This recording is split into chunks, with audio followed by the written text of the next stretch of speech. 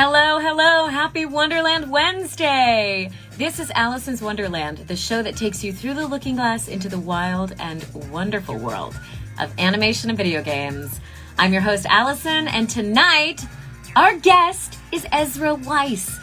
Ezra is currently directing the English dub of Miraculous, Tales of Ladybug and Cat Noir, but he is also an established anime voice actor that has been in the game for many years.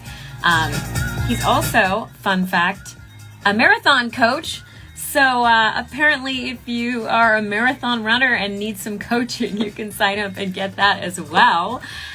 So we're going to dive in and learn all about Ezra, learn all about the skill set you need to become an animation director, and learn more about the different shows he's working on. So why don't you guys please join me in welcoming to the virtual stage, as it were, the one and only Ezra Weisz! Ezra, I'm your hype man. There's a question box in the bottom here, so if you have questions, go ahead and put them in the box. I will do my best to get to them. I know that we have a lot that came in advance, so thanks to everybody that submitted, and we'll do what we can.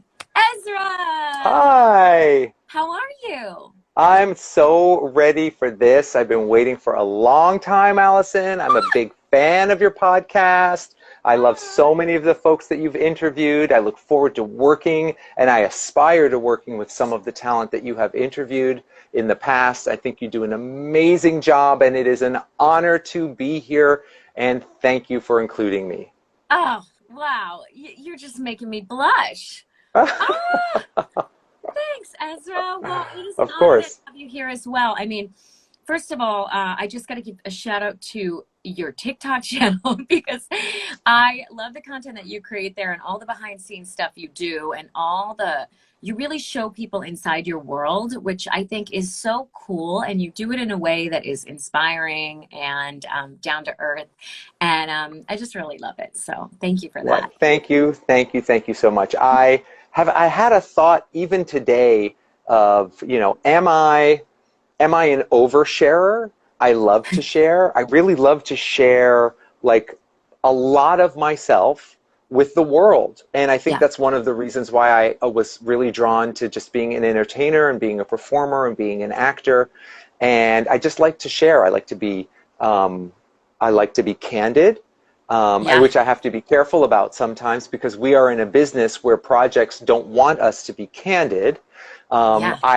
I have a very empathetic heart, and if somebody is in need of an ear or in need of companionship, I'm, very willing to be that person.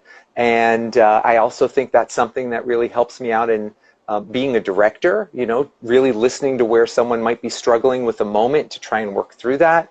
And when social media came around and I could just take all of these friends with me and share my life with them, I just, started to enjoy doing that more and more and more and more. Yeah. Well, I mean, I think you're just diving into the meat of the question that is on everybody's minds these days. Oh, bring it. Although I am a pescatarian, but bring out the meat. Bring in the beef, the social media beef. Yes. It's really the bacon, right. Whatever your taste is. But yeah, right. I mean, we are, especially those of us that are voice actors, directors working on these projects, there is a certain amount of encouragement to be creating content, but how do you do that in a way that doesn't wrap up your ego or get, just get you in a place where you're detached from the true creation of the work? I think, I've been on both sides of the table where I'm definitely like a little more in like maybe the oversharing category right now. I'm like, am I annoying people?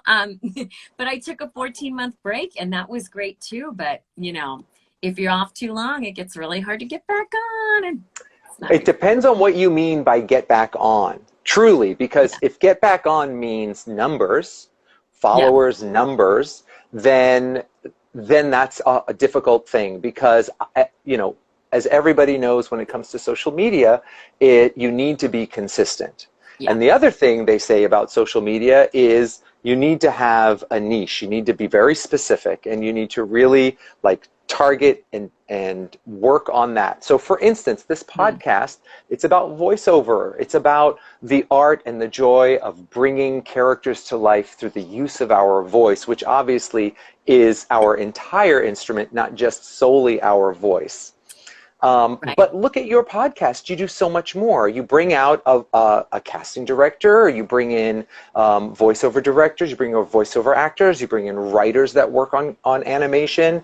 You have a great deal of, even within this one niche that you have great variety. And I am all about that. I'm all about that variety. And I've never followed those rules of success that they would teach you in a social marketing class, right? A social media marketing class. So if you go to my Instagram page, my Facebook stuff, you will see my family, you will see my professional, you'll see my running, you'll hear stuff about the deep, deep sadness that I'm experiencing, or the crazy wackiness, or the frustration of somebody I meet in Trader Joe's.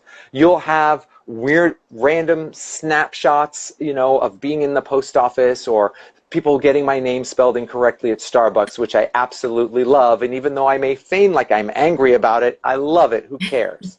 So I'm all over the place.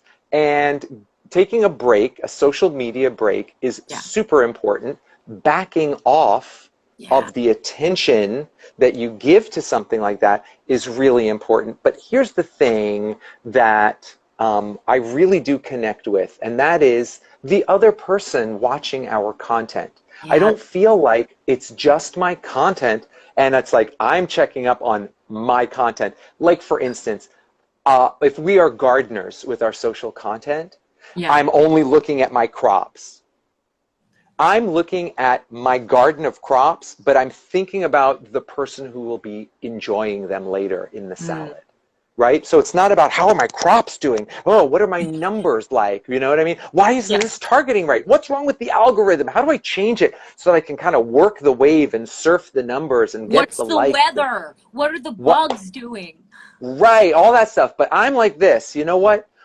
Whenever they eat that salad, I hope they enjoy it. What I'm making here, I just hope you enjoy it. It's not about micromanaging the content for the numbers. Because if you look on something like Instagram stories or on TikTok, it goes by so quickly. And we are accustomed to a place, we are artists, Alicyn, where we create something, we want it to have some version of lasting power, right? We are either in great animation projects, or working behind the scenes on them as a director perhaps, or casting director, and we hope that those shows stick around for generations, right? But all of the social media stuff that we create on the daily kind of disappears, and no one will ever find it again unless they do a deep scroll. Unless you said something inappropriate, then somehow. Oh my gosh, there is that. There's definitely that. Yes, there's that whole fishing out the canceled stuff. So taking a break is super important. I think it makes you a much clearer and appealing artist when you return. And if the numbers come, fine. And if they don't, I think it's important for anybody to recognize that the numbers don't matter as much as you being a creative person. Real quick, I promise I'll be so short on this. There is one amazing, miraculous ladybug content creator and super uber fan who lives in Canada. And she had more followers than I had seen anybody have on Instagram with, all the miraculous ladybug craze. And then all of a sudden they just banned her account and deleted it. And I felt sick in my stomach for all that work, all that effort that she put in there, and then they just deleted her account.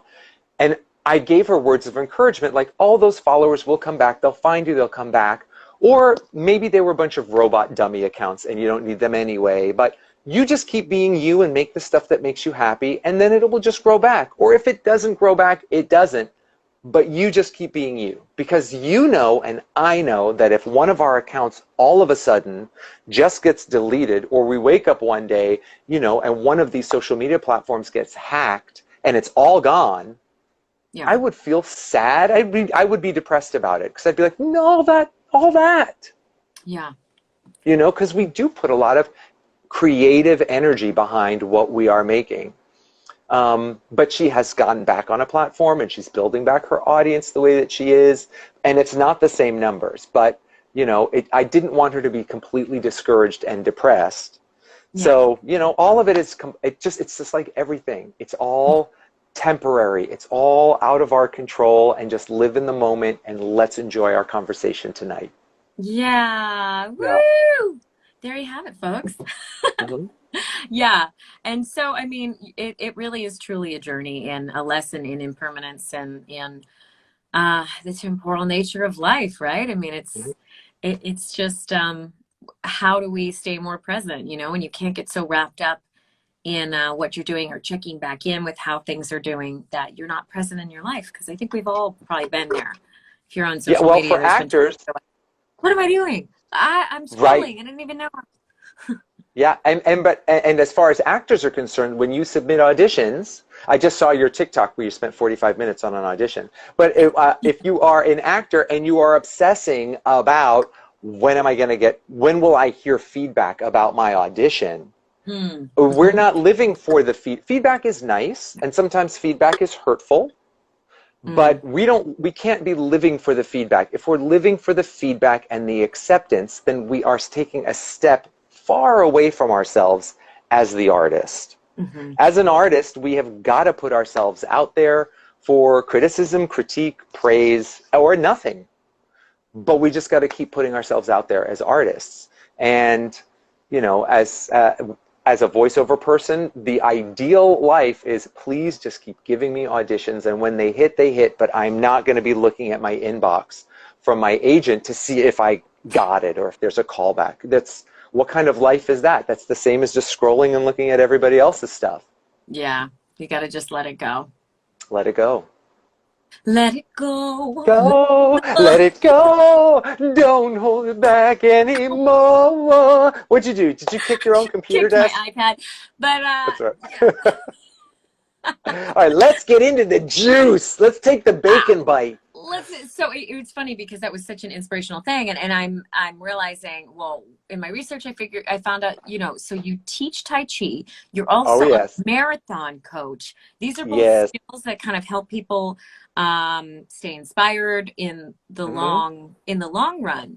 And so can you talk a little bit about your sports background? It's kind of a weird place to start. Yes, of course. I was not an athlete at all through high school or college. Boom! Not at all. Boom! Not at all. Nothing. I mean, I liked seeing sports. I was the biggest cheerleader in the bleachers during high school. But of course, why was I doing that? Probably to just get a crowd to look at me being the fool in the bleachers. But I don't understand sports. I still don't understand sports like football. I don't understand hockey at all. I like watching tennis. I think it's fascinating. I've finally, over the past 7 or 8 years, started to chip away at some of the fundamental rules of baseball, but I just don't know it like most fans of any sport know. Yeah.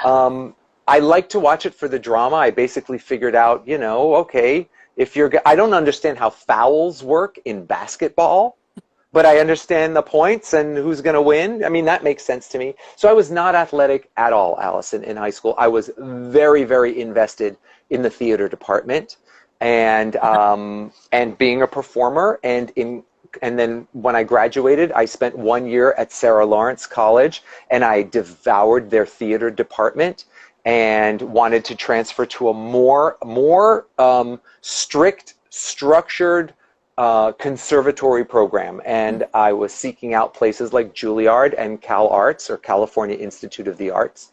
And I went there, and it was nothing but the physical building of an artist. So voice class, speech class, movement class, Tai Chi was included. 4.5 hours of an acting class every day, a break for dinner, and then a 3.5-hour rehearsal at night. And it was just that level of stamina and performance that was the dream. And I learned Tai Chi there. Okay. I also, you know, like I said, choreography or movement, we had, you know, all semester long you're learning how to do a dance, but I liked aerobics. That was as athletic as I got, you know, and as sportsy as I got. But Tai I went to aerobics Chi, with you so bad. oh my God, it's so much fun. The only thing, give me just 3 Zumba classes to catch up, and then Zumba's my jam. But at first I'm like, what are y'all doing? I can't, you know, and then once I figure it out, I'm like, let's go, you know. But when I found Tai Chi, it just felt like the right fit. I could practice it. It was slow enough, obviously, for me to follow. It was physical enough for me to feel, and it was meditative enough for me to expand and explore like what all of this could mean. And it truly is something that the longer I have been practicing, the more it has given me. And it is something that I feel as a true gift from my education that has been with me and will never be taken away from me no matter what happens in this world. I manage a great deal of stress levels, anxiety with my Tai Chi. Not medication, just my Tai Chi and that practice. And it is always, always balancing me out. So I excelled at Tai Chi because I would show up early. I was a teacher's pet. I'm still a teacher's pet. I wanted to show the teacher that I was getting it, and I really wanted to win the teacher's favor, and we had a very good relationship. And by the time I was graduating, my instructor said, "You're able to teach this." And I'm like, "What?"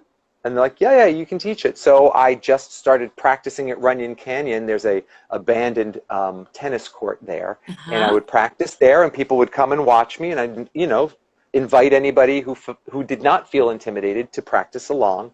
And then I continued to, and I think I'm one of the only people from my graduating company that still practices Tai Chi. And when someone heard that, they recommended me to Occidental College 18 years ago. And I've been teaching there consistently for 18 years. Oh. So you teach the college students? I teach college students. Yeah, I teach them like I learned. And the thing is, my Tai Chi class, Alicyn, is from 12:10 to 1:10 on Tuesdays and on Thursdays. And can you imagine, here I am, I'm a director, I've got a project, it's several months long, and then I have to tell the production manager, hey, between 12 o'clock and 1:30, I'm going to have to bail for like a 2-hour lunch because I have to teach my Tai Chi class twice a week. Wow. Oh, yay! My daughter just got into her choir. She auditioned and she just got in, and my wife Sabrina just told me the news. Yay, we're screaming, yay! Very good, we're very excited. Hooray, hooray! She just is a new student in college, so we're very, very excited for her. So it has always been a problem to maintain and sustain teaching Tai Chi. It has always been important to me. And the thing is, as a independent contracting artist like we are, you sometimes have to keep several plates spinning. And teaching Tai Chi is a gig that pays very, very, very, very little. Very, very little. But I love it. And even though it pays little, it pays. And you need any kind of money all the time, and sometimes little bits of money can pile up to be enough money for a month or for the semester or whatever. So I don't want to say no at the opportunity, but I also really love the work. And it helps me as a director because when I come back, or if I'm practicing it through the week like I do, I'm just a happier, balanced, calmer, more present, engaging human being to work with. And that's of value I can't put any money on. That's so great that you both recognize that and put it into action. You know, because there's a lot of things in life, sometimes it's easy to see it on paper. Oh yeah, if I get up super early every morning, I'm a much more balanced person. And then we get in grooves where, you know, we're not doing it. Do you have any advice or wisdom that maybe your Tai Chi or your running for people that find they've gotten off track? Any words of inspiration? I do have. It's a very, very simple lesson, but we always make this mistake in our lives. And we try to, whenever we're in a new situation, even if it's a new job and you're working with new people, right?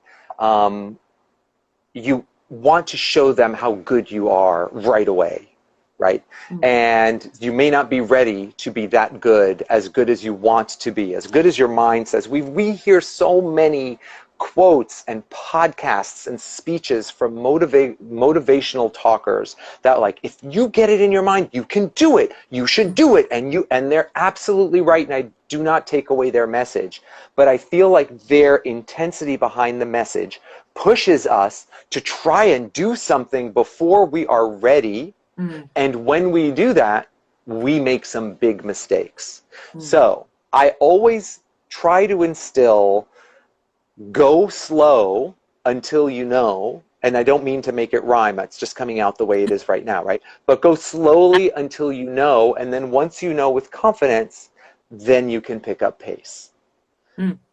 Think of it as you're trying to learn a new dance choreography, right? And someone's showing you the moves and you don't know it. And it takes time for your brain to tell your body what to do. But you are trying so hard to, like, show that you know it, and you miss a step and you twist your ankle and now you're out because you went too fast, too soon, and now you made a mistake. If you go fast, you make a mistake. So try not to go so fast so soon. And then, and then other things will come your way. But we're seeking that recognition that we're good at it already. So that's one thing. Now, in terms of running, Alicyn, when I was engaged to my beautiful wife, Sabrina, I had so much energy, and the wedding was planned, and we were getting married in New Jersey and living in California, and I did not know what to do with myself. And I wanted to take an aerobics class because that's the only physical stuff outside of Tai Chi that I would do. And the gym was under, construction, and I couldn't work out, and I was bummed. And I was in it was in my workout clothes. So when I got back to the house, I parked the car. I'm like, what do I do with do I wash my clothes? I just put them on, but I didn't work out. But they're my, like, workout clothes. Like, what do I do? I can't take them off until they're gross, because that's what workout clothes are for. So I just said, screw it. And I ran as far as I could go, which was 3 or 4 blocks. And I was out of breath. I turned around and I ran back, and I'm like, that kicked my butt. I'm going to do that again tomorrow. And then I started to build that up. And then over the course of the years, I started to get motivated by races, and then motivated by medals, which are hanging back there, some of them. And then I just started to love how pushing my body in a slow and steady way would give me a community of beautiful people, a feeling of success and accomplishment, something that also belongs to me. And that's how I got involved with being a marathon runner. Yeah, and it's funny. You teach with a running group, or? I do, with a group called the Pasadena Pacers in Pasadena, California. I wasn't sure if you wanted to share that or not. Yes, of course. I am their half marathon coach. It is a free running club. Nice. So anybody is welcome to join. Go to PasadenaPacers.org for all that information. I'm their half marathon coach, and the year that led up to the very start of our world closure and the pandemic, I was their marathon coach. So I was the coach all through the 2019 up to March 2020 Los Angeles Marathon coach. And this year I'm a Los Angeles Marathon ambassador. What does that mean? Well, that means I'm sort of representing the city of Los Angeles and the demographic that might be like an older dude who is not an athlete, who's not all about, sort of being cut and being fast and their PRs. I'm just a guy who loves to run. So I guess I represent the demographic of that is, just some guy here who's sharing his love of running with anyone else who's training for or thinking about running the LA Marathon. And, they expect me to do posts, and they expect me to do Instagram lives like this. And I have a photo shoot on Wednesday with some apparel and some sneakers from Asics. So it's all exciting. It feels like I'm a little bit of a sports person, but not really. I think you know what I mean? An athlete at this point. I don't know. I would never, ever call myself an athlete. I actually ran a marathon many years ago, but did the whole, was it the Pacers? Is there another one? No, it was Team in Training. So Team we in raised, Training for Leukemia and Lymphoma. yeah. And An amazing organization. yeah, it was really fun and inspiring, and took it from zero to like running a marathon, which was Yeah, good for you. harder than I thought it would be. It's hard. It's hard. A That's half why I like to do marathon. it, because it's very difficult. Yeah, yeah. I mean, so much of it is the mental game, Mm-hmm. as it is as a performer. Um, Mm-hmm. so you were saying, so you ended up at college. Did you say it was Oh, California? at Cal Arts. Yeah, Cal. I went to California Institute of the Arts, and I got my bachelor's in acting. Wow. I have a bachelor's of fine arts in I don't know even if it's maybe it's theater. I don't remember Yeah. what the title is. And so It's you probably theater. graduate and you're in, and then you just like stay in Los Angeles to be an actor. Yes, Alicyn, that's Uh, right. I'm originally from New Jersey, so my whole family's in New Jersey. I'm the only one who really, the sort of pioneer who came yeah. out to the West Coast all by himself, which was kind of scary and exciting at the same time. Yeah. But I felt a lot of love. I felt like I was so absorbed. I mean, I had so much love absorbed in me from my family Aw, that I felt okay. I felt like it was something I could do. that's So I did it. I did it. And I also had a really wonderful girlfriend at the time, and we were just trying to figure it out. We were going to be actors together. And I auditioned for a lot of different shows. One of the first television appearances I had was on America's Most Wanted, which was very exciting. I had a co-star because most wanted to. Hold on. Yeah, Just getting my of course. air conditioning. Whoo, it's hot in here. Yeah, That's so yeah. funny. Yep, Who'd you I play? booked. Were you? Oh, who knows? I don't know. I know that I think I died in a garage because I remember the garage scene. And then I did a bunch Internet, do of. your thing. That's right. Find me. Find me. I do. I've also always been very passionate about improvisation. That has always, ever since high school, that has always been my thing. I love every kind of version of improvisation, and I think it's instrumental in your work. It's basically like, I mean, as an artist, it's like, here's a canvas and here's just a bunch of paints. What are you going to do with it, Yeah. right? Or here's a room with a whole bunch of toys. What are you going to do with it? Except you have to, as an improviser, know that all of those things live in here, right? And it's not in front of you for you to take and to use, but it's all here. So anything is possible. And if you have a playmate who says, yes, anything is possible, then you're going to have the greatest play date ever, which is what my life has always been when I have a good friend. Someone who says yes to my ideas and I say yes to their ideas, and we support one another and we get silly and we just play make believe. And that's what improv has been. And then it became a little bit more theatrically formal. But it started from when I was a child, and that's how I've always kept that level of play, and I also teach that level of play. Oh. So I was doing a lot of improv, taking a lot of classes and teaching a lot of classes in LA, and then all of a sudden my agent was like, I've got all of these, improv audition shows. Like there was a show called the Joe Schmo show, right? And and that was like it was a reality show, but only one person knew that it was. The only one person was real. Everybody else was improvised actors, right? So I started to do a lot of shows that were like that, pilots that were like that, and I just started to really get known as being one of the improv guys that would go out for different commercials that were looking for improvisers, which they still look for. They want somebody who's quick to think and kind of make up some dialogue that's a good sort of tag at the end of a commercial, or for you to riff and just sort of be yourself. And it's super important. And I still love teaching. I teach improv 2 classes almost every week, to adults and to teenagers and to kids. I did not on Zoom right now. Wow. Oh yes.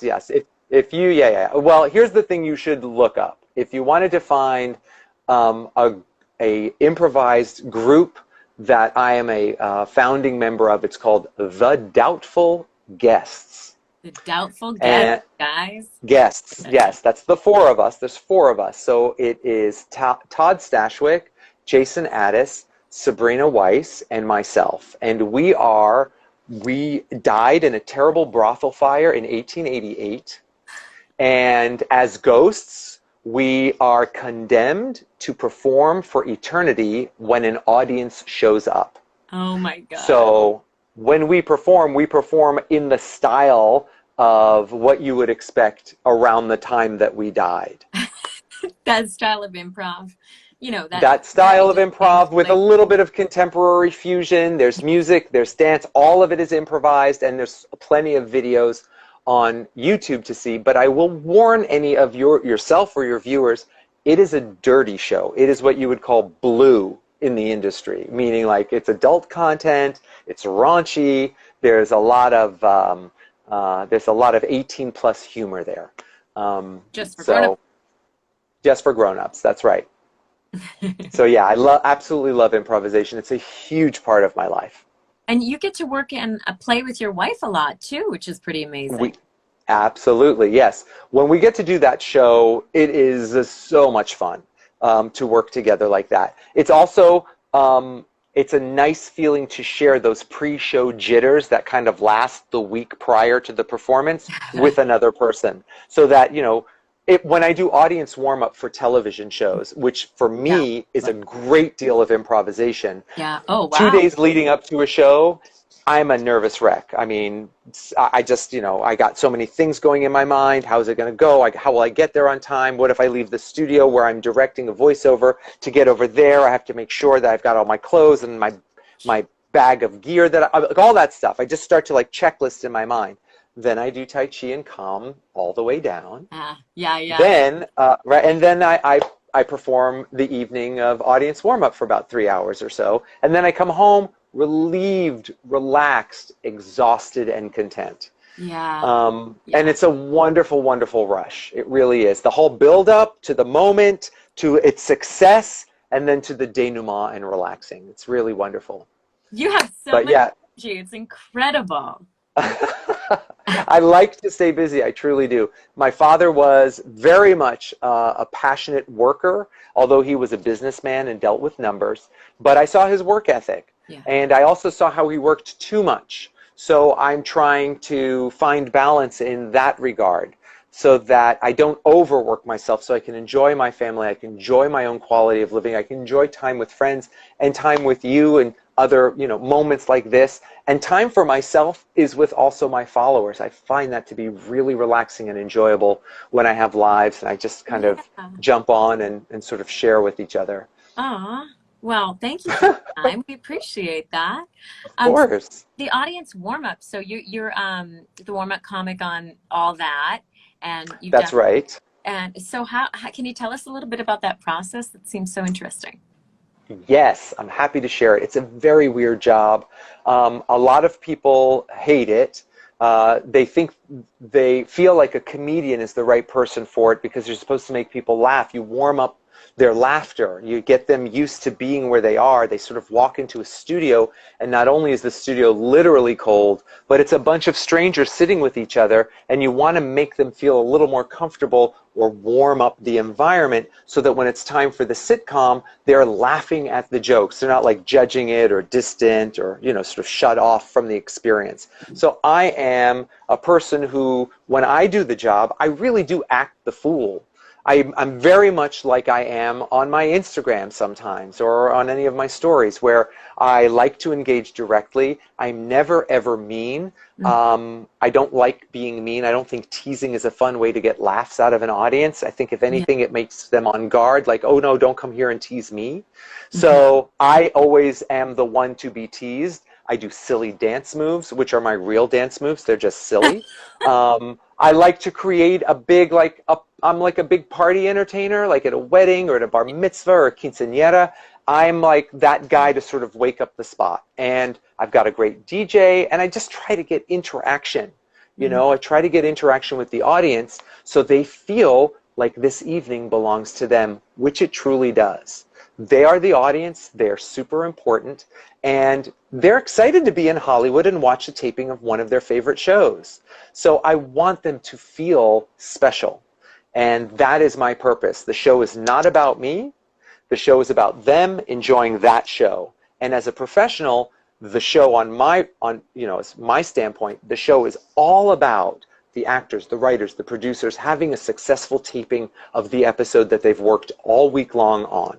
So I don't want to be too entertaining, because then when the bell rings and it's time to record, the audience might go like, oh, Ezra's show's over right now. And if they hear that, then everybody on the floor goes, they like that guy more than us right now?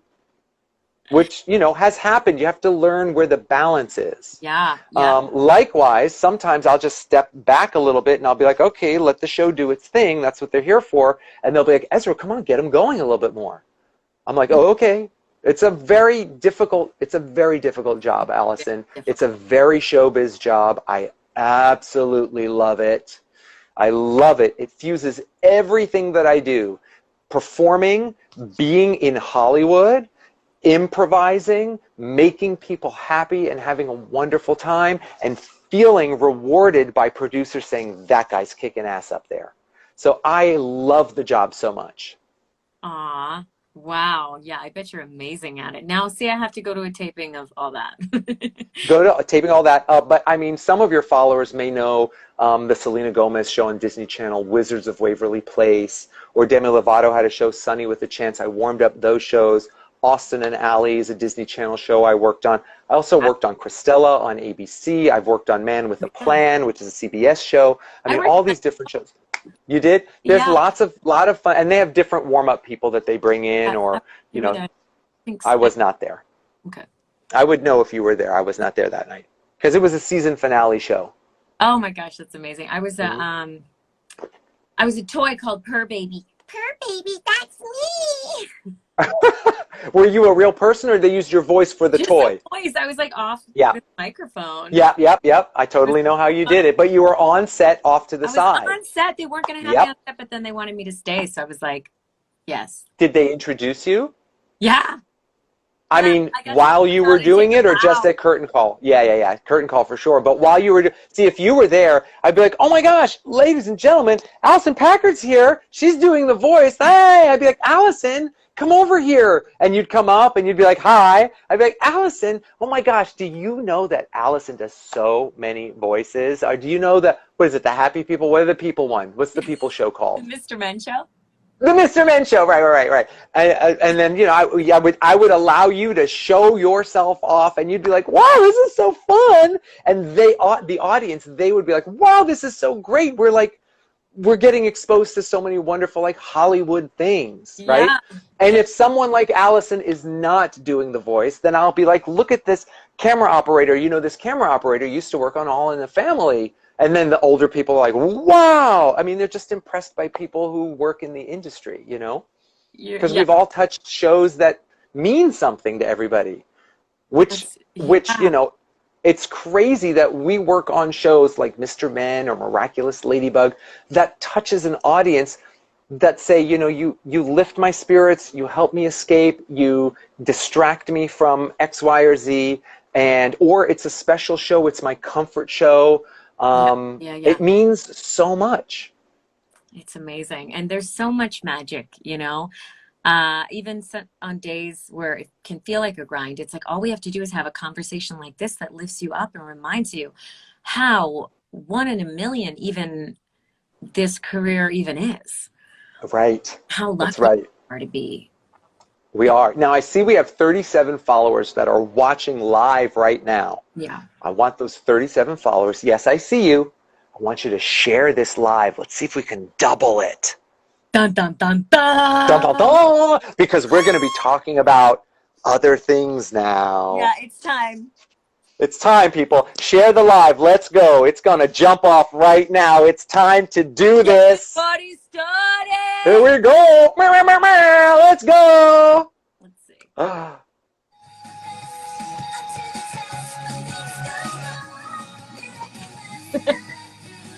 I wish I had my cosplay. Where's my cosplay?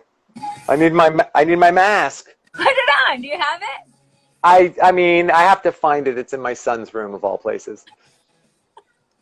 But I don't want to step away for 3 minutes to find it and then come back. Yeah. Maybe he'll watch. Maybe he's watching the live if you're on there. Just right. He's not even in the house. He's not even in the house. He's doing homework with his friends. Yeah. Get me my miraculous ladybug mask. Stat. That's a hard sentence for me to say quickly. Yeah. Yeah. So, yeah, I mean, I know there's a lot of different questions that came in, and we talked a little bit. So, you're a voice director on Miraculous Yep. Ladybug. What is that like? What are your tasks for voice directing the All show? right. I'm going to give you the inside track, Alicyn. This is what happens. As the voiceover director for a show that gets dubbed from French into English, I get to see the episodes first. What? I know. And so you would think I would get to see the scripts first, right? But I don't get to see the scripts first. I get to see the episodes first. And very often the show is in like hot demand for more episodes. The fans want more and more and more. Yeah. So when I see an episode, I see it partially rendered. Sometimes it's even an animatic, or it's just Yeah. like little sketches, right? And sometimes I'll see characters that don't have their hair on yet. It's just like they're bald rigging characters, you know? Yeah. So I see it in a really raw form. I watch it. As I'm watching it, I am freaking out because I know that the fans of the show are going to freak out when they see this episode. Very often I'll see if there's new characters, and then I have to do the casting for those new characters. I think about who are the actors that would best voice this particular character. Hmm. And then it's time to, then I receive a recording schedule, and it's usually 3 or 4 days in a row, 3 or 4 days, back to back, jam packed with actor schedules, and it is a grind to get it all done. When we record, we work with a system that's very much like karaoke. And maybe you may have worked with something called voice cue, where it scrolls on the bottom, but we work with it's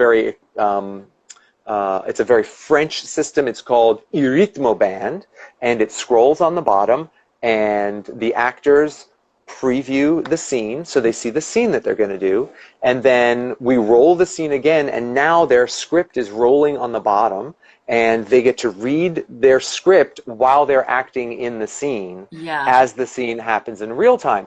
And the reason I mention that, for anybody who's kind of curious, when you do traditional dubbing, you will do usually like one line at a time, or maybe 2 lines at a time, but you won't act the full scene out. Mm.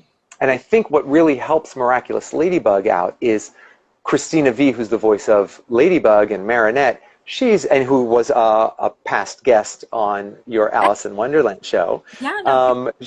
Yes, she gets to act the whole scene out, and I feel like that really adds a lot of life and heart and character to the overall production. And all of the characters do that. I'm just using Christina as an example.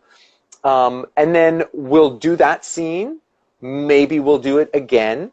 Maybe we'll try a different choice. I'll say, here's what's happening in this episode. Because Christina and Bryce and Keith, all of the actors that are in the show, they don't get to see the episode in advance. Mm-hmm. Sometimes they do get the script, but it's not your traditional script where it gives you, like background information and setup.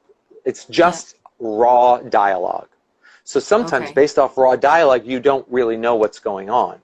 Yeah. So when they're seeing it for the first time.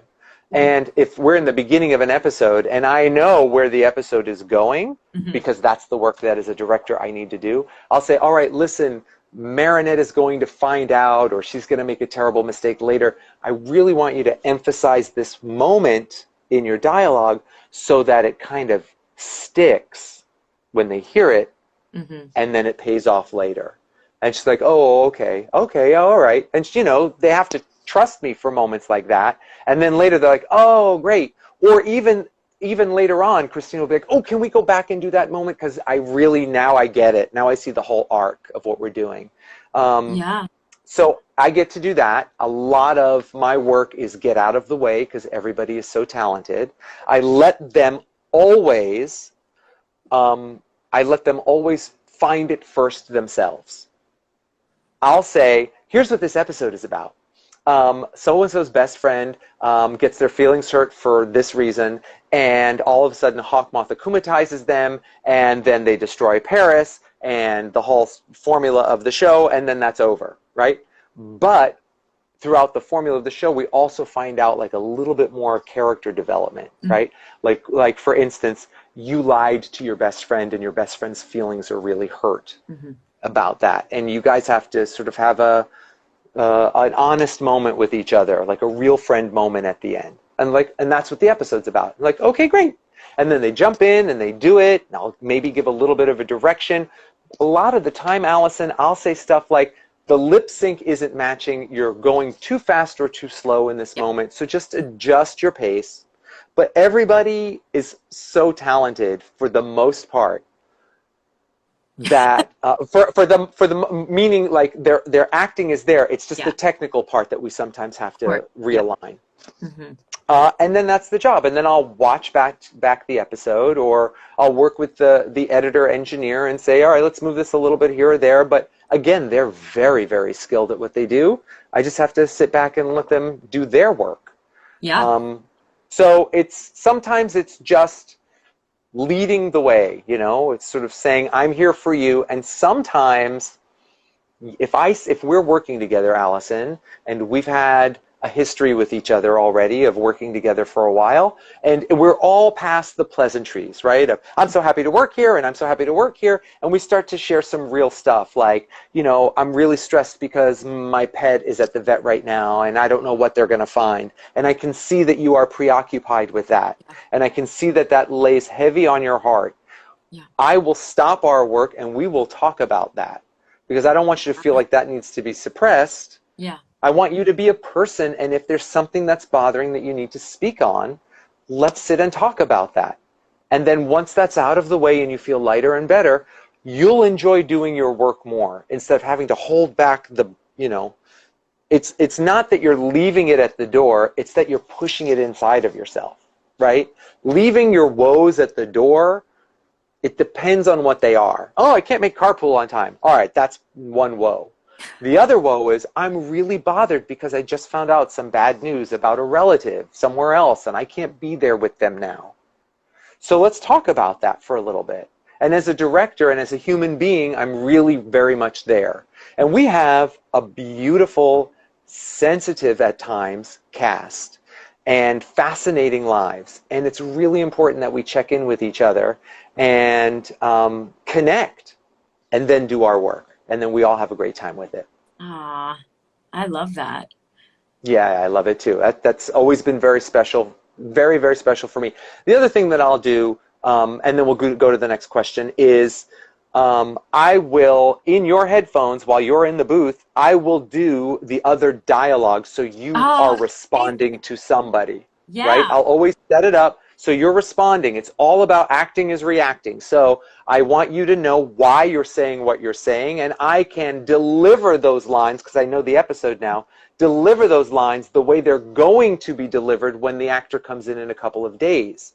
And it also helps when all those components are now put together, it really does flow like dialogue should. Interesting. And then right? when one character is recorded, do they then appear in the... Yes, once your lines are done, I don't speak them anymore. They play off of you. But if you're the first person to record on a Monday morning and it's a brand new episode and there's nothing there and you have a scene, I am doing those voices for you. Unless you say, that's really distracting, I don't need that, and I'll respect that. You people, Ezra, please. I work best. One person has done that. One person. One person was like, I don't want you. Everyone else is like, wow, this is really great. Thank you. Because it's just, it allows you to use your artistic intuition to respond. Yeah, 100%. And then you can gets the performance there faster. And that's even, I mean, the karaoke style. I've only worked on a couple dubs that were like that karaoke style where it's coming and your line's a different color than that one. Is it like, yeah. I don't know if it's the exact same system, but it really, I mean, there's something about that where you can really be in the moment because you're not worried about the script and if you're getting the reactions, then you can just respond as you would as per real life. It's pretty correct. Correct. Yeah, you can act it. You can act it. A lot of voiceover, people don't realize when it's dubbing. Yeah. It's technical. It's really technical. You got to match lip flaps, and you got to try to start and stop at the same time, and you're by yourself usually. You can't dub with other people around you. It's just, you got to just do that one isolated track. Yeah. So it's really technical, and it takes a while, and that's why I say go slow until you know, and then you'll be able to go fast. So don't beat yourself up with like, I'm screwing up, because you just keep hitting your head against the wall, especially when you see that band go by. I always say it's like that I Love Lucy episode where Lucy's working at the chocolate factory and has to wrap the candies, right? Once it starts to go fast, chaos happens, and it's hilarious, but it's not for Lucy who's experiencing it, it's panic. Yeah. So, it can just kind of keep coming at you, and you would just start to suffocate and panic. So it's good to go slow and regulate yourself, know how to do it, and then you'll pick up pace to being a pro. Amazing. Yeah. And so, I mean, you also have worked on the other side of things as an anime voice actor on so many different projects. In particular, people were curious about hearing. Well, we'll get there actually later. Like, what time is it? 8:50 already, by the way. Who cares? We're having a great time. Okay. Let's stick with miraculous for now. But okay, great. Yeah. So what is your average day then like when you are doing a record? My average day in general as a director is I like to wake up between somewhere as 5 and 6 in the morning. When I'm healthy and strong, I'll go out for about a 3-mile run or so. Then I'll come home. I'll have my always the same breakfast of coffee and toasted waffles with peanut butter and honey. No way. I'll get our kids, always, every morning. I will get the kids ready for school, although one's in college now, but I still have Jacob who's home and has my miraculous ladybug mask. Get him ready for school, and then I'll take him to school. We leave the house around 8:50 or so, 7:50. I drop him off at school, and then I drive to the studio, which allows me to get there about a half hour before 9 o'clock.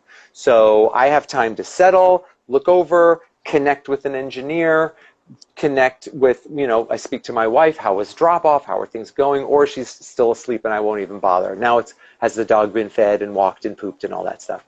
And then 9 o'clock, it's usually 9 o'clock to 1 o'clock. We work 4-hour block. Then it's an hour lunch. Then it's 2 o'clock to 6, or sometimes 2 o'clock to 8 o'clock, depending on the schedule. And then it's done. Come home, dinner maybe, and then maybe a little bit of television. But Alicyn, if I'm sitting down watching television, I'll fall asleep. Yeah. At night. I'll just be like, good night. And then I like to go to bed somewhere between 10 o'clock and 11 o'clock. And of course, throughout all of that, I'm jumping on my phone and, posting up a little bit of this or a little bit of that. And then if it's a night where I have audience warm-up, I'll work until about 3 in the afternoon. And then I'll drive over to one of the sound stages, right, one of the studio lots. And then the show usually starts at 5. And the show is usually done by 10. Oh my God, that's a long day. It's a long day, yeah, it's a long day. And I'll usually get there and take a power nap of about 10 minutes or so, and then have a hot cup of tea and get ready to go. That's exciting. You are living the dream, though. I do, and I do that. I feel really, really lucky. And my family knows that those particular kinds of days, even though they don't see me much, are days that, I really value, and they're happy for me.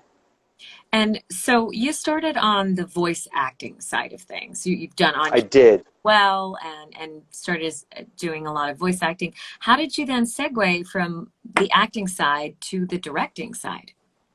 Right. So after Cal Arts, I was doing an outdoor play, big family free theater, comedy, silly.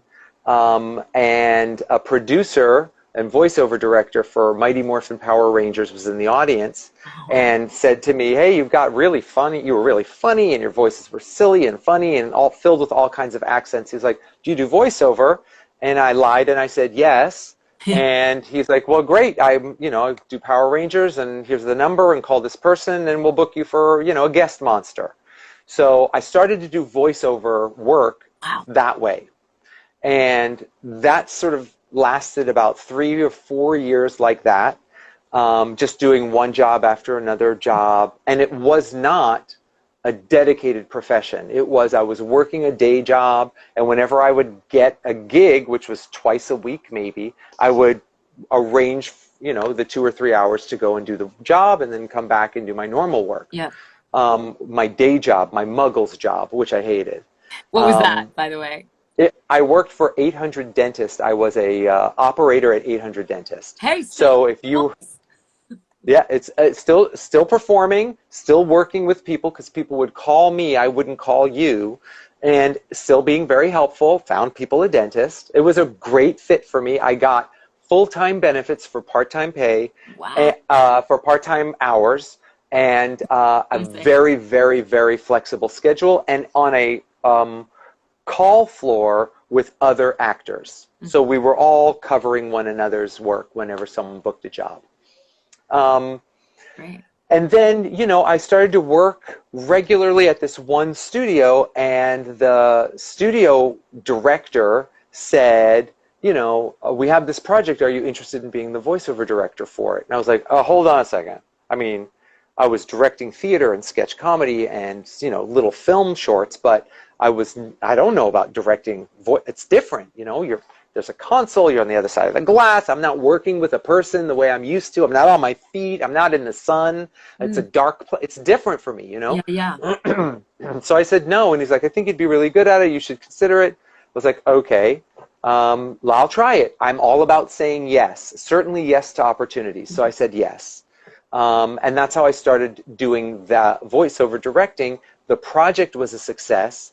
It had difficult talent behind it. Danny Bonaducci from the Partridge Family was one of the voices, and another actor who was very, very famous in soap operas. His name is Jack Scalia, and he was another one of the voices. And they were temperamental, and they were sort of Hollywood, like, don't, be careful around them, and I got along with them well. And they enjoyed doing the work, even though they hated having to do the work. But I made it pleasant. So the studio director noticed all of that. I was on time. I was prepared. I didn't create any conflict. If anything, I resolved it. And then he just gave me more projects. So I started to direct a couple of different anime from them, a couple of live action movies. Then that took me to another studio, which is Dubbing Brothers. Yeah. And they had beautiful major motion picture, foreign motion pictures that were going to be, Academy Award nominees from Sony Pictures Classics. And it was Curse of the, I forgot already, Curse of the Golden Flower, which was the same studio that did Crouching Tiger, Hidden Dragon. I mean, this beautiful, big, epic, dub. I did an anime movie called Paprika. I worked on another movie called Sky Crawlers, and again, not entirely abandoning my work at 800 Dentist yet. Yeah. Because they're just jobs. Jobs will happen and then they're done. It's just like being involved in a play, right? Like even the original cast of Hamilton, they're like, well, I know I'm not doing this forever. I got to find another gig when this is up, no matter how great it is, right? So, it just worked like that until it got to a place. And even still, I find myself with big pockets of time with no voiceover directing work. And voiceover acting work is even harder to come by because there's smaller increments of time that you have to string together. If you look at it like this, a voiceover director, I know I'm involved on a project. That's like a big piece of penne macaroni, right? On the macaroni necklace. Okay. It's a big chunk of time, right? You might be just like one little cranberry for a voiceover session of 2 hours, right? I know that I'm going to be working on a movie, dubbing a movie for 7 days, 7 work days. I'm like, great, 7 work days. That's great. That's income. That's, focus. But if I'm a voice actor on that movie, I might work 6 hours. 6 hours instead of 56 hours, Yeah. So I started to think like, maybe I'll put a little bit more investment in getting the directing jobs. And I started to really enjoy being a part of working with all of these amazing people all day long. Yeah. And then the final product is something I'm incredibly proud of because of everyone's great work that's in it. But I do get jealous of voice actors that say, I'm the voice of, and everyone goes, oh my gosh, I love the voice of, I love that character. I'm like, hey, wait, I direct it. And like, we don't care about you. Oh, great. True? I don't know. Great. Now, definitely true, Alicyn. Like, nobody is interested in anybody who directed anything. They're interested in, I'm the voice of, much more. And then you go, oh my gosh, you're the voice of. It's much more, you can identify with that and relate to that and connect with that. But, that's sometimes some of the stuff that I'm kind of like, hey, it would be nice to have a role that's recognizable maybe in a series, but that's not where I invested my time and my energy. Manifesting that too. Yes, I've manifest that, yeah. But what I have achieved are the things that I have manifested. Yeah. What I just shared with you is a vulnerable truth that's like, I also, it would be nice if I was, known as that guy. I think it's going to happen. All right. I'm ready. I've had experiences already in the past. I mean, I can say, have you seen this show, or do you watch that series, or I'm the voice of this, or I have done that, and they're like, oh, wow. That's kind of nice. Yeah. Mm-hmm.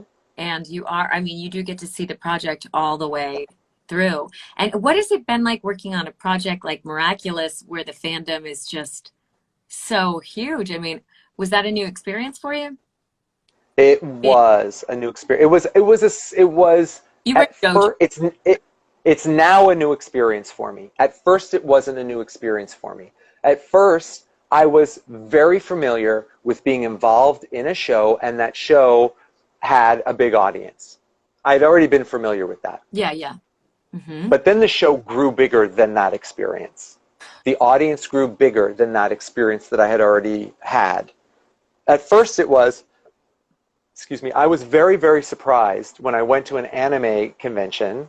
I went to Anime Los Angeles, one of my favorite anime conventions, and it's local for us, and I saw a cosplayer dressed as Miraculous Ladybug. And I flipped. I have pictures of it still. I ran over to her. I'm like, oh my gosh, you're dressed as Miraculous Ladybug. What are you doing here? That kind of thing. She's like, I love the show, and I loved it when it was, original. Like, there was an anime treatment of it, and she's like, I just love the character. And I said, I'm the director of the show. She's like, what? I was like, yeah. She's like, oh my gosh. And she's like, can I get a picture with you? I'm like, yes. Are you kidding? Can I get a picture with you? Right? And then as the years have rolled out, it has just grown more and more and more and more. And I can't believe, the audience, the global audience that it has.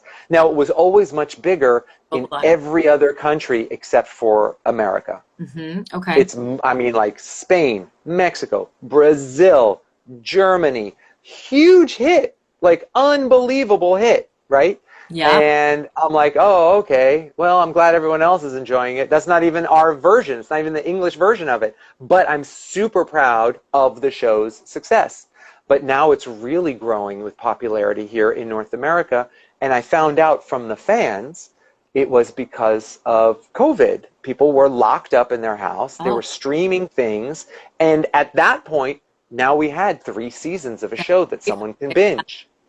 Right. Kind of like what happened with Schitt's Creek, right? People were like, what's this show? Wow, I have the whole show right here, the whole series. I'm going to binge it. And now it's like my favorite show. It won all the Emmys last year, and, it was a really big surprise. And Miraculous Ladybug has fans that are so passionate, they will vote and vote and vote until it wins the popular vote of being a Teen Choice Award for Best New Anime or Animation, which it did. Hey. So, I very much respect and honor and recognize the fans of the show, because, the show wouldn't be doing a seasons 5, 6, or 7 if they weren't, demanding it. Yeah. Oh man, that's so now it's totally like beyond my expectation. And we have people tuning in for this live.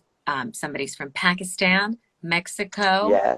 Yes. the Italian. Shout out. Where are you from? Yeah, Yeah. I love it. Sometimes I'll do this on a TikTok live or Instagram. I love to see all the different countries. Let us know. Somebody earlier was Australia, so it really is. We have some miraculars in Israel.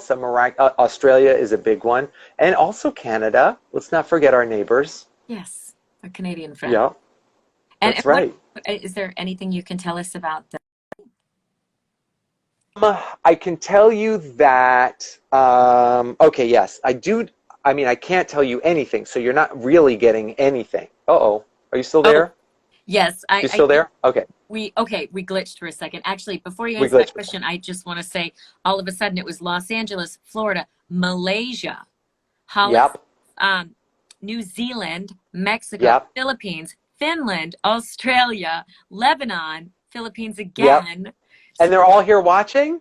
They're all here watching. Don't mention Great Britain. Don't. You better. Guys, it's amazing. Thank you for tuning in. See, Ezra, people directors. Oh, I hope so. Hopefully I'll get some more recognition for some of the directors that are working so hard behind the scenes. So for Miraculous Ladybug, I obviously can't say anything like of true value, like of true content, because I'm not allowed to do that. But I do want to let everybody know that cares about the show, that has been following the show during the season 4 we're currently in. I am not finished with season 4 yet. We still have some more episodes to do.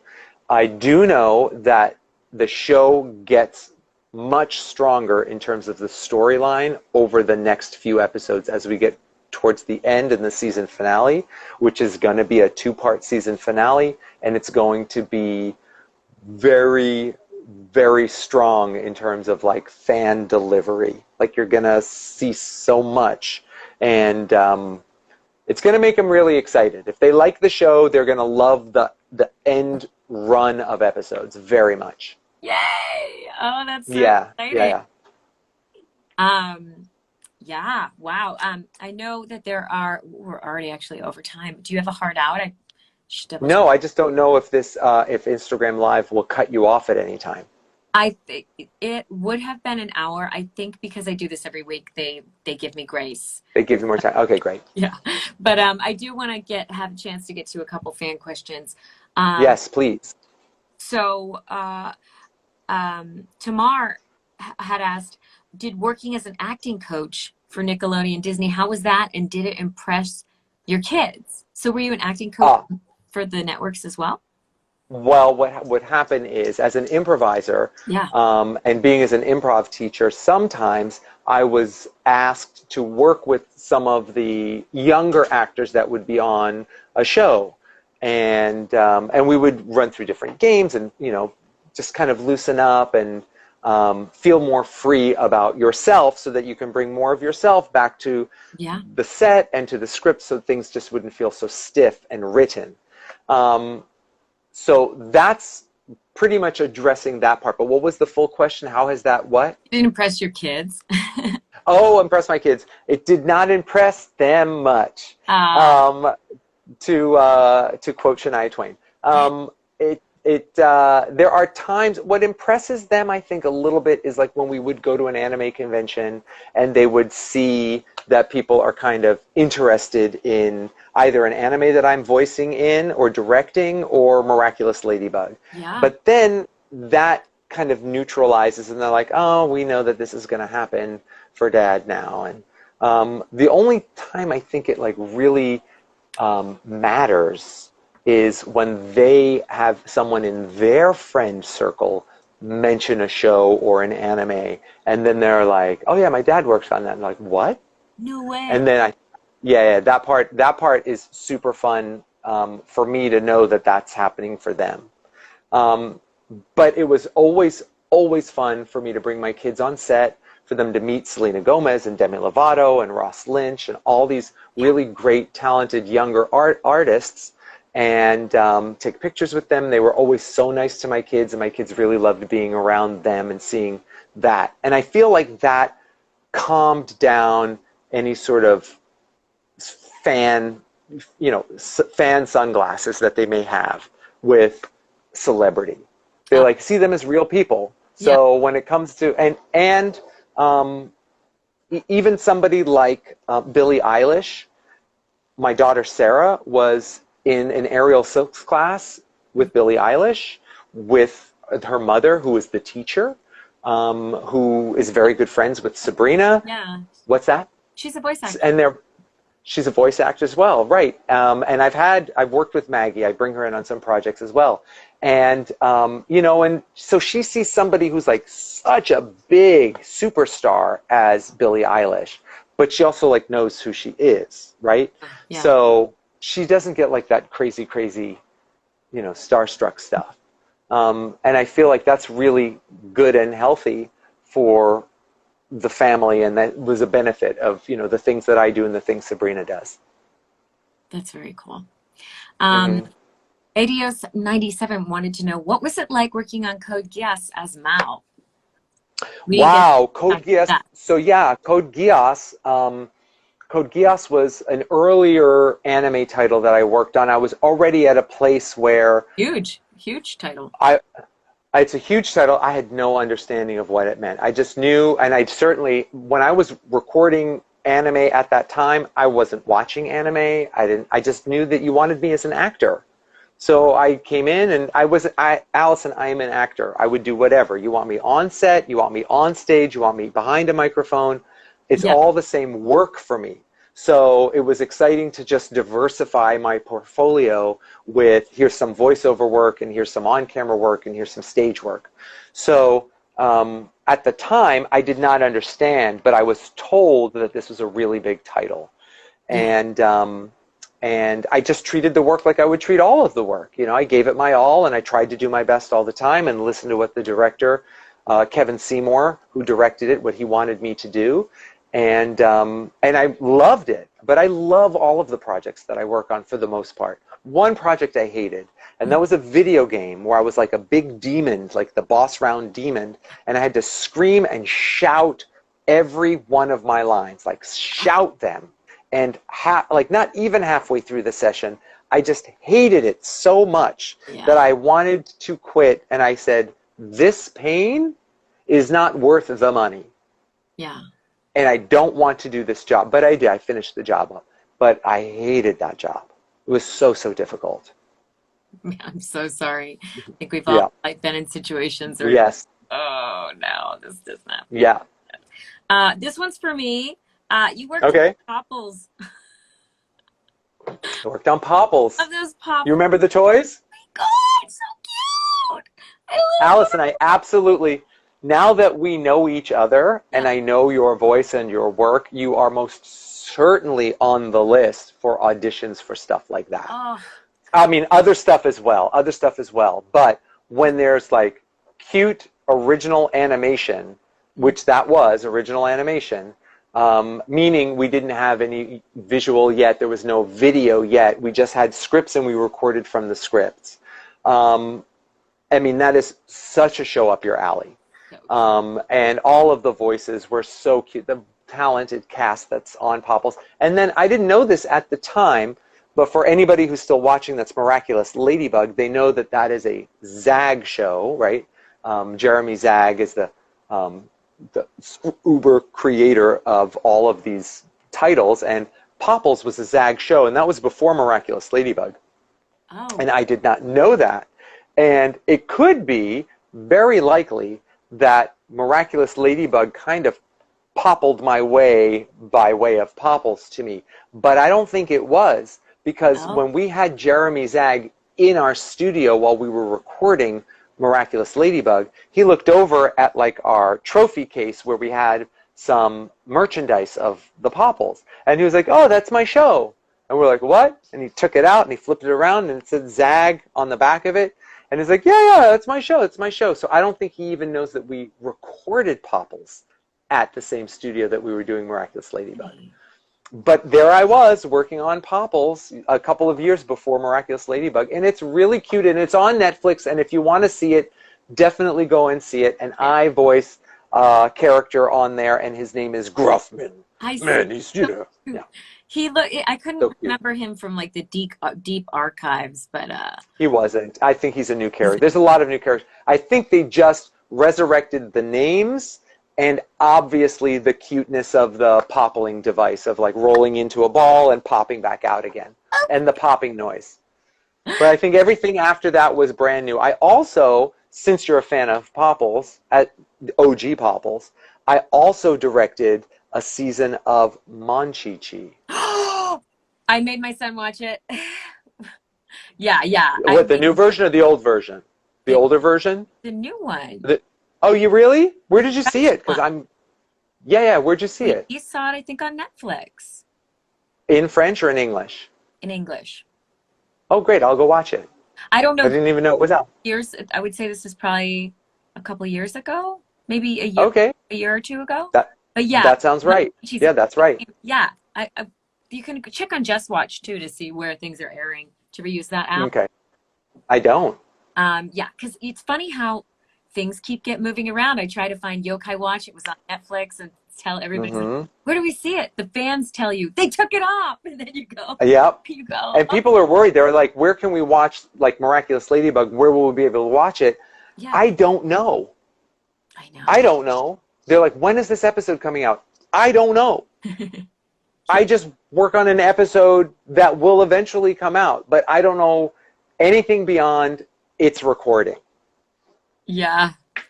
Wow. But I know they're all anxious to know things. Yes. So you guys will have to exercise some patience. This is a question we get asked all the time. There was a number of people alive that wanted to ask it. Here it is.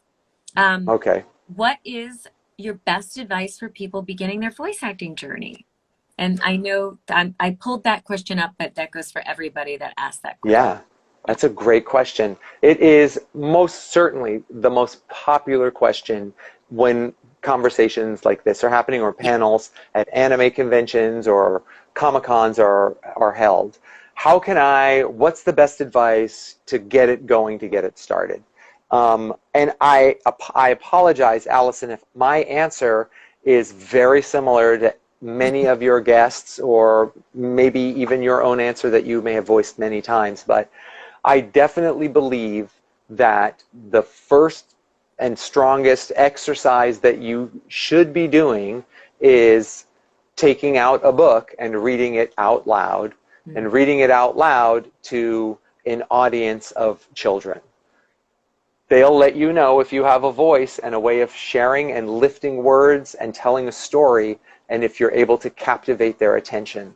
And if you don't, then you've got your work to do. Once you have an audience of kids sitting crisscross applesauce with their eyes up looking at you and their mouth open because they cannot move from that captivating retelling or telling of the tale of Charlotte's Web, or of, the Babysitter's Club, or any of the books, a Nancy Drew story.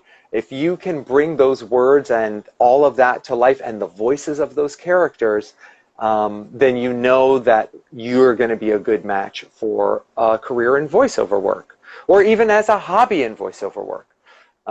That will teach you to lift the words off of the page. That will teach you to find the dialogue to come to life. That will teach you to get accustomed to hearing your own voice and loving it. The biggest obstacle most people have when you get headphones on your ears and a microphone in your face is, that's what I really sound like? That's what you really sound like. You should love what you really sound like, or you should not do it. Just like if every time you cook food and you eat it, you go, oh, this tastes like crap. Don't be a chef. Might not be if you don't believe in your creation, if you're not proud about it, if you don't want everybody to embrace it, then don't do that thing, and figure out the thing that you do want to share everybody. And that could be, it gives me great satisfaction to have very neat numbers and accounting. Boy, if I have a clean accounting book, oh, am I happy about that. I'm satisfied and I sleep soundly at night. Great, be an accountant.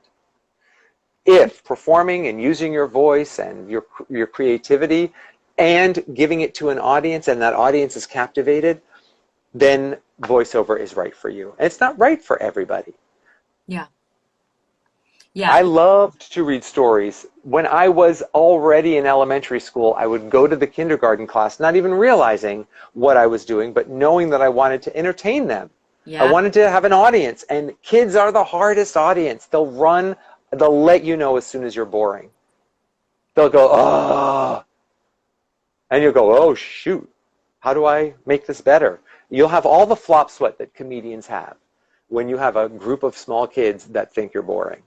So practice out loud. Go to your library when, COVID restrictions are lifted, and go to the children's section and say, hi, my name is Cheryl, and I volunteer my time. If you do any read-alouds, I'd like to be one of your readers. Mm-hmm. You can also volunteer. And they'll be like, reading for the blind. Go ahead, where? Reading for the blind. Reading for the blind as well.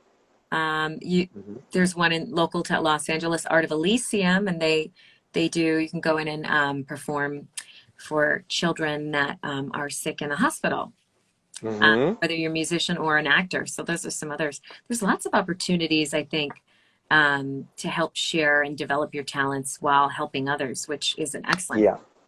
Ezra. Yeah. Yeah.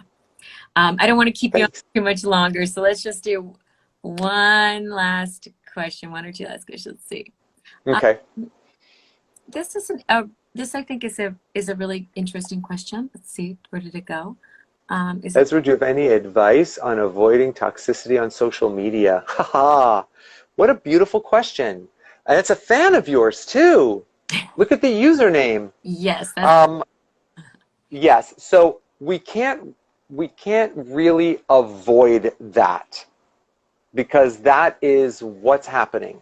What we can do is choose to look towards the positive, find a way to really feel empowered by deleting comments that you don't like to see, or going into your settings and putting in certain words that you don't want to see to sort of filter those things out, so that you can kind of just keep your social media comments more a safer place for you. I do feel like there is a certain level of empowerment that you can have, that you can own, by deleting and blocking. And I will share with you personally that I have a difficult time blocking or deleting someone's comment. I feel like if there's a comment there that I don't like, I'll leave it there and I'll let everyone else talk about that comment. That's not my business. My business is what I posted, and that's it. So if there's a discussion going on in my comments, then there's a discussion going on in my comments, and I don't need to go back and keep looking at something that might trigger stress or anxiety, possible depression. I also believe that if someone is just being a troll and being toxic, you don't need to have that in your life on social media or in real life. And there's ways that we can eradicate that. You can block that person, and they don't ever need to see your gift again. They don't get you.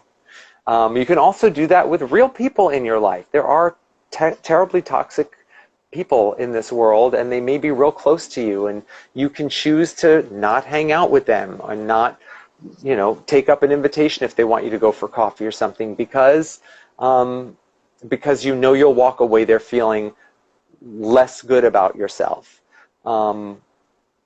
And I have a hard time saying no. I said several times in our interview together that, I'm all about saying yes and opportunities. I'm really there for people. I have an empathetic heart. I really want to listen and be that person who's there. And if somebody criticizes or attacks me, I feel it deeply, and it's hard to work through. But Tai Chi and running and love of my family, that helps balance that all out. Also, like Alicyn did, a break from social media is also very replenishing. So take a time away, block or delete or ignore them. Mm-hmm. Focus on the positive for your comments. And I really do think, and also don't give it as much value as you feel like you should. If someone's being toxic somewhere, they're having a terrible time in their own body, and you're not. So you don't have to have their terrible time invade your space. So just think of them as maybe an upset, selfish, bitter child, because we all have a child inside of us, and sometimes we all operate from that child place. And instead of feeling assaulted by a powerful toxicity, just recognize that that's just a person in there who's having a hard time with their child, dealing with how difficult life is for them, and that's not your fault, and that's not your problem. Mm-hmm. Wise words. Just to add on top of that, the Tai Chi, which is very accessible to anybody, there's also a practice called EFT tapping that I use to kind of clear negative energy. It's scientifically proven. You basically are tapping on meridian points. It's free. Mm-hmm. Videos on. You tap on these meridian points while you talk to yourself and kind of acknowledge what is negative about your situation or your feelings, and then you transform that into discovering what you're grateful for, or what's positive about it. And it's so simple, you think it can't really work, but there's apps and videos, and that's just like another sort of tool in the toolbox to help deal with the ever increasing toxicity that can be viewed or witnessed in our spaces. Now, you know, to more too. Yeah, you know how, I don't know, I like to observe as much as possible. I like to look and observe things. I like time in a theme park or an airport, and I like to watch the people. But have you ever seen a dog when they either all of a sudden start to bark, or you see their hairs like lift up and they start to bark, right? You ever notice when a dog does that, when it's finished feeling that threat, they always shake their body loose? You ever see that? Like a dog always sort of, you ever see that? Yeah. Right? They are physically recalibrating themselves. That moment was intense for them. It put them on edge. It lifted their hair, right? It triggered their anxiety and their panic. And then when it was over, they're like, oh, crud. And then they're right back to normal again. And that tapping serves in a very similar but a more delicate and precise version of it. But also you can totally shake your body loose. Just shake it loose. And you will feel better, because we hold on to stuff in our bodies, right? So we want to shake it loose. Well, yeah. We've taken an hour and a half of your time. You've been so generous. I am so grateful to have this experience, to be able to chat with you. And I think the likewise, I'm grateful too. You have such beautiful energy and leave such a positive impact on your community and the planet. So thank you, Alicyn. It's been lovely. Thank you so much. Likewise. Thanks for including me. It's like they're always trying to find which clip you're going to take from the interview. It's going to be this one where we're just like, anyways, guys, I'm going to go ahead and post this interview right after this. So if you missed any of it, you can go back and tune into the replay. Ezra, thank you so much. I think we're going to be off next week, actually, because I am going to be at teaching at a voiceover conference in Dublin. So unless I can find somebody, I mean, it is a voiceover conference. If I can find a great guest there, we could do a live. But in 2 weeks, Tom Ruger is coming on the show. He is the creator of Pinky and the Brain and Tiny Toons Adventures and the original Animaniacs. So it's going to be a really good interview. It's actually rescheduled from a couple weeks ago. So I hope you guys tune in for that. And Ezra, you're amazing. Thank you so much. We'll see you soon. My pleasure. All right. See you soon. Bye. Thanks for watching. Bye, Alicyn. Thank you.